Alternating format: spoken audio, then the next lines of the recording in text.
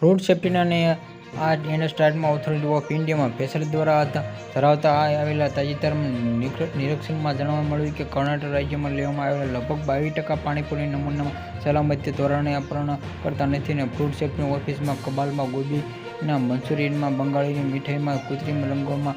પર પ્રતિબંધ લગાવ્યાના થોડા દિવસો બાદ જ ઘટનામાં પ્રકાશ આવી છે કે તાજેતરમાં ફેસામાં પાણીના સ્ટોરમાં કેટલાક પ્રખ્યાત પાણીપુરીના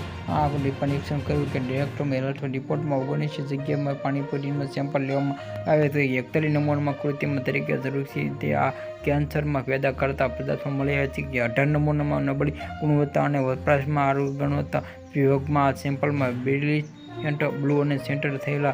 ટાર્ટરાઇઝિનમાં કેમિકલ્સ મળી આવ્યા હતા અને ફૂડ સેફ્ટી કમિશનર શ્રીનિવાસમાં જે મળ્યું કે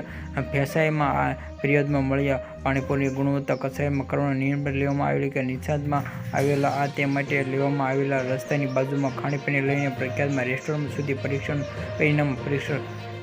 પરિણામો દર્શાવેલા કે મોટી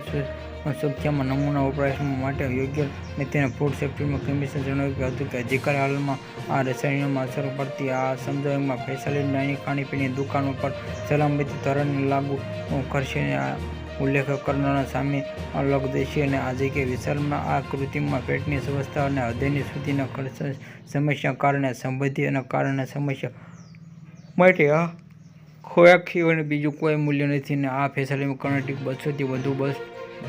સ્ટેશનમાં 700થી વધુ દુકાનો નિષેધ બનાવેલી નિરીક્ષણ આ દુકાનોમાં એક્સપ્રેસમાં ફેસલિટી સામાન્ય રીતે જણાવ્યું હતું કે નિરીક્ષણમાં કોલારમાં જિલ્લામાં માલુર બસ સેન્ટરમાં મુલાઉટમાં મળ્યામાં જે ચિપ્સ કોલ્ડ્રિંકમાં જઈ નાસ્તો બિસ્કિટ સહિત માત્ર સમાપ્ત થયેલ આજે વ્યસન કહ્યું કે ફેસલિટી હાલ માટે દુકાન બંધ થશે.